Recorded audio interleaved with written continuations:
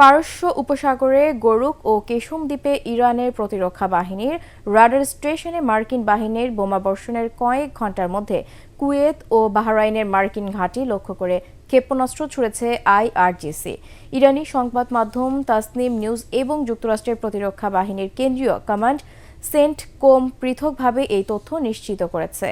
তাসনিম নিউজের প্রতিবেদনে বলা হয়েছে, শনিবার ভোরে মধ্যপ্রাচ্য অঞ্চলে শত্রুদের ঘাঁটি লক্ষ্য করে অ্যারোস্পেস ক্ষেপণাস্ত্র ছুড়েছে ইরান। অন্যদিকে সেন্টকম জানিয়েছে, শনিবার ভোরের দিকে কুয়েতের আন্তর্জাতিক বিমানবন্দর এবং বাহরাইনের মার্কিন নৌবাহিনীর পঞ্চম ফ্লিটের সদর দপ্তরকে লক্ষ্য করে মোট 7টি ক্ষেপণাস্ত্র ছুড়েছে ইরান।